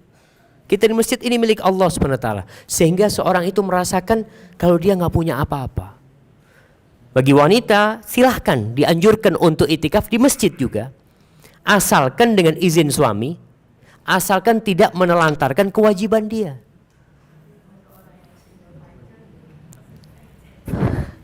Ya kalau memang tidak bisa, tidak punya suami silahkan berangkat. Tapi kan dia punya tanggung jawab kalau dia punya anak. Artinya jangan sampai dia menelantarkan tanggung jawab dia kalau dia punya anak. Istri-istri Nabi SAW itu rata-rata nggak punya anak. Jadi untuk itikaf itu mudah. Suaminya juga itikaf. Nabi itikaf, dia mau itikaf ya kumpul sama suaminya. Namun pernah suatu hari Rasul SAW itu, jadi itikafnya perempuan itu pakai tenda di dalam masjid. Tenda kecil-kecil. Nabi masuk masjid ngelihat ada apa ini kata dia. Ini tendanya Aisyah, ini tendanya Zainab, ini semuanya ingin merapat ke tendanya Nabi Muhammad SAW. Kata Nabi SAW, oh kalian ingin kebaikan kata dia, bongkar semua tendanya. Nabi akhirnya nggak itikaf pada waktu itu. Karena itikaf sudah jadi sarana untuk kecemburuan istri-istri Nabi. Jadi mereka malah kepingin dekat sama Nabi walaupun itikaf nggak apa-apa lah, tendaku paling dekat sama Nabi atau apa ya. Jadi itikaf sejatinya bagi perempuan yang mungkin anaknya sudah bisa ditinggal, mungkin dia sudah sepuh ya, anak-anaknya suaminya sudah nggak ada, ya silahkan dia itikaf untuk merasakan itikaf di rumah Allah Subhanahu wa taala, dan paling tidak dalam seumur hidup sekali lah supaya bisa meraih Lailatul Qadar ya. Itikaf kalau bisa ya 10 hari full. Kalau nggak bisa malam-malam ganjil. Kalau nggak bisa ya itikaf malam harinya saja.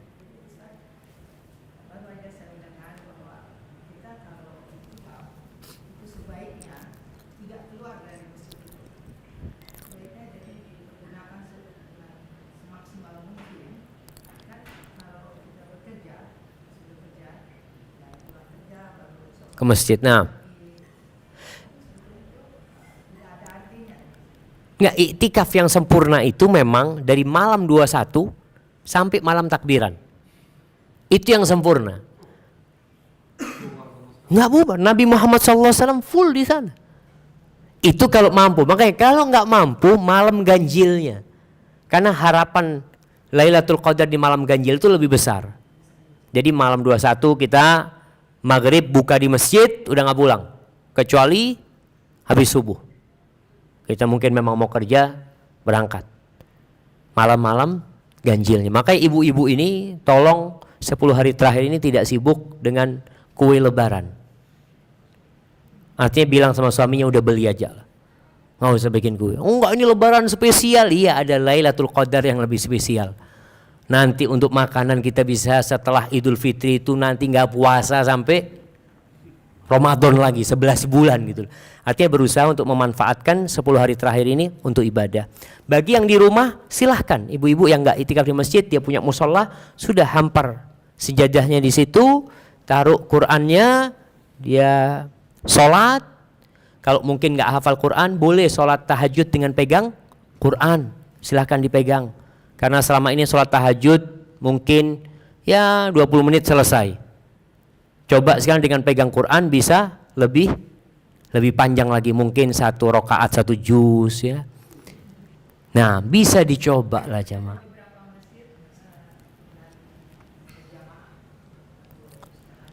Iya, ya itu kalau di masjid kan berarti ikut kegiatan di masjid gitu. Tapi kalau di rumah ya mau nggak mau kita sholat sendiri. Artinya meraih Lailatul Qadar itu nggak harus di masjid. Bisa kita di rumah dengan menghidupkan malam itu dengan ibadah ya. Di mana? Di rumahnya boleh, tapi bukan iktikaf dia. Ya di rumahnya dia. Artinya dia boleh menghidupkan malam hari. Tetap Nabi SAW menghidupkan malam hari di rumahnya. Tapi kalau ketika 10 hari terakhir beliau nggak ingin diganggu sama istrinya, beliau ingin full di sana. Soalnya kalau di rumah kan lagi sholat, istrinya manggil, bang susunya anak bang. Masya Allah, lagi sholat ini baru enak-enak susunya. Jadi ada gangguan di rumah gitu loh. Tapi kalau untuk mencoba untuk meraih Lailatul Qadar, syaratnya bukan iktikaf. Enggak, tidak, di rumah pun bisa meraih Lailatul Qadar. Artinya Rasulullah SAW mengatakan man qama lailatal qadri imanan wa ihtisaban ghufira lahu ma taqaddama min dzambi. Barang siapa yang bangun di malam hari melaksanakan sholat di malam Lailatul Qadar itu, Allah akan ampuni dosa-dosa dia yang lalu dan akan datang, dengan syarat dia melaksanakannya imanan, karena dorongan iman, dan ihtisaban, berharap pahala dari Allah Azza wa Jalla. Maka silahkan di rumah. Jadi malam hari itu sudah ngomong sama istrinya, afwan ana mau di kamar situ ya, jangan diganggu umpamanya. Minta sama istrinya seperti itu. Artinya mungkin dia memang nggak bisa ke masjid karena ada sesuatu hal, silahkan hidupkan malamnya. Ya tergantung masjidnya. Jadi memang iktikaf di masjid ini juga kadang-kala salah kaprah aja. Ada yang pindah tidur doang. Nah, ada yang pindah tidur doang. Tapi mereka, Masya Allah, ana baru pertama tidur di masjid, enak ternyata gitu. Jadi bukan iktikafnya, tidurnya yang enak gitu. Baik, ana rasa itu. Nah, ini belum selesai pertanyaan di belakang. Iya, gimana Ibu?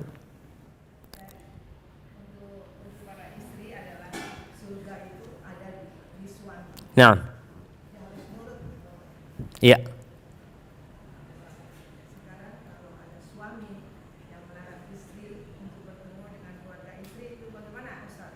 Masya Allah.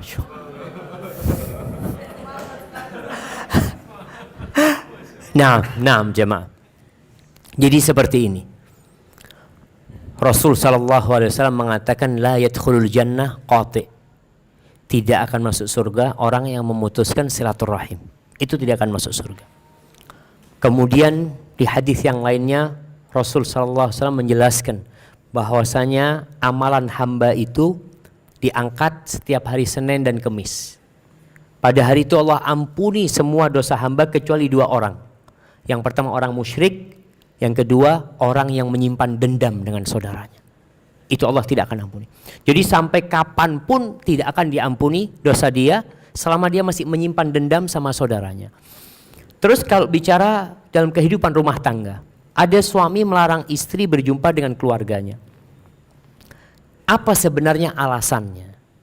Jadi memang ada, Anda berjumpa dengan beberapa orang, beberapa suami, Anda tanya kenapa antum larang istri antum mama ketemu sama orang tuanya? Ustadz, kalau dia ketemu sama orang tuanya, ke rumah Ana itu, hari itu Ana berantem sama dia, Ustadz. Jadi dia di rumah keluarganya ini dikomporin, Ustadz, sama keluarganya. Makanya akhirnya Ana melarang. Jadi kalau larangan itu untuk maslahat nggak apa-apa, tapi tidak boleh memutuskan. Artinya tetap harus menjalin sana, cuma mungkin tidak sering-sering ya, tidak bermalam. Karena salah satu bentuk suami ini bersyukur kepada keluarganya, istri, dia kan dikasih anaknya udah. Seharusnya dia bersyukur lah, terima kasih, walaupun ya mungkin dia tidak cocok sama mertuanya, dia tidak cocok sama kakaknya atau apanya, tetap tidak boleh memutuskan silaturahim. Mungkin perlu dijadwal aja berkunjungnya kapan ya, nggak boleh lama-lama di sana, nggak boleh bermalam. Yang dosa itu kalau memutuskan sama sekali. Tapi kalau suami mengatur karena ada maslahat, maka nggak apa-apa dalam Islam seperti itu. Barakallahu fikum. Dan pertanyaan terakhir. Ini berkaitan dengan puasa, Ustaz. Saya pernah dengar bahwasanya Nabi itu pernah melakukan puasa wisol. Nah, Yaitu puasa yang dilakukan buka dengan sahurnya itu sama di waktunya. Jadi waktu buka seperti kita itu iftarnya tidak gitu. Jadi dia bukanya waktu Sahur. Apa itu secara fikih tidak bertentangan? nah, iya. Rasul SAW itu melakukan puasa wisol, nyambung sampai 2 hari, sampai hari ketiga. Jadi bukan sampai sahur, tapi 3 hari nggak makan. Rasul SAW. Nabi SAW melakukan itu, sebagian sahabat niru. Nabi melarang. Nabi mengatakan kepada para sahabatnya, Inni abitu yut'imuni rabbi wa yasqini. Aku ini bermalam dalam kondisi Allah kasih makan dan minum sama aku. Ibnu Qayyim menjelaskan bukan Nabi makan dan minum, tapi keimanan beliau, kelezatan iman itu yang menyebabkan beliau merasa kenyang, tidak butuh makan dan minum. Akhirnya Rasul SAW melihat para sahabatnya maksa untuk ikut, Nabi larang. Gak boleh wisol. Tapi di akhir itu Nabi membolehkan. Nabi mengatakan man kana muwasilan falyuwasil ila sahar. Barang siapa yang ingin puasa wisol, maka boleh sampai sahur saja. Gak boleh sampai hari esoknya. Tapi dia hanya memundurkan berbukanya. Berbukanya di waktu sahur, itu diperbolehkan. Karena memang ya ada sahabat yang melihat Nabi melakukan itu, masa kami nggak melakukan. Akan tetapi di sisi lainnya Nabi SAW menganjurkan untuk mensegerakan berbuka. Jadi termasuk sunnah itu mensegerakan berbuka dan mengakhirkan sahur. Tapi kalau ada orang yang ya anak kok malas makannya, anak mau lanjutlah sampai sahur, diperbolehkan sama Nabi Muhammad SAW sampai sahur. Nabi menikmatin munajatnya sama Allah Azza wa Jal, nggak mikirin makan. Kita gimana? Kita mau sahur, mau buka aja setengah jam sudah duduk di meja makan. Kita kan nggak menikmatin puasa kita. Kadang-kala kita belum merasakan nikmat. Bahkan yang ada itu tadi mau berbuka itu pas adzan. Bahkan dipegang kurmanya itu sudah diputar-putar ya, dia lihat ya, dia celup, dia nunggu. Artinya dia belum bisa menikmatin puasanya. Bahkan ada yang kerjanya ngeliatin jam. Berapa menit lagi nih? Terus seperti itu. Makanya usahakan ketika kita mau berbuka itu jangan di meja makan lah. Kita mau berbuka itu sudah di atas sejadah kita sambil, kan doanya orang yang berpuasa mustajab. Kita berdoa, ketika azan ya sudah berdoa, lanjutkan sedikit terus berdiri. Bukan maksudnya mensegerakan berbuka itu pas azan langsung masukkan ke mulut, ya enggak. Artinya ya berbuka ketika waktunya gitu loh. Telat 5-10 menit itu tidak termasuk mengakhirkan berbuka gitu loh. Mengakhirkan berbuka itu ya tadi sampai isya, sampai kapan. Tapi kalau antum cuma beberapa menit telat itu ya enggak apa-apa, itu tidak termasuk menunda-nunda berbuka. Apalagi kalau alasannya memang sedang nikmat berdoa. Kan ada orang yang tenggelam dalam doanya kemudian dia terus ya orang ayo buka ini sudah tunggu dulu belum selesai doanya gitu loh. Jadi kalau telat-telat segitu tidak termasuk yang mengakhirkan berbuka, enggak. Insya Allah enggak masalah karena waktunya masih dekat gitu ya. Seperti itu. Jadi itu kalau Yang wisol. 1 hari, 2 hari sampai 3 hari nggak berbuka, apa yang itu yang disebut jahar? Yang disebut Jahar, puasa jahar. puasa jahar. Nggak tahu ya, tapi itu disebut wisol sebenarnya. Itu disebut wisol. Nabi Muhammad SAW untuk dirinya beliau melakukan, tapi untuk umatnya beliau melarang. Puasa wisol itu. Yang diperbolehkan kalau mau wisol sampai sahur aja. Ini 24 jam. 24 jam lah. 24 jam seperti ini. Dan sebenarnya saudara-saudara kita di Rusia sana, puasanya 22 jam mereka jamaah. Jadi mereka berbuka sahur sudah. Jadi subhanallah. Baik, ana cukupkan di sini jamaah. Hadza wallahu a'lam bishawab. Kalau yang ana sampaikan benar itu dari Allah Azza wa Jal. Kalau ada yang salah dan kurang berkenan itu dari diri ana pribadi. Allah dan Rasul terbebaskan dari kesalahan itu. Subhanakallahumma bihamdika asyhadu an la ilaha illa anta astaghfiruka wa atubu ilaik. Assalamualaikum warahmatullahi wabarakatuh.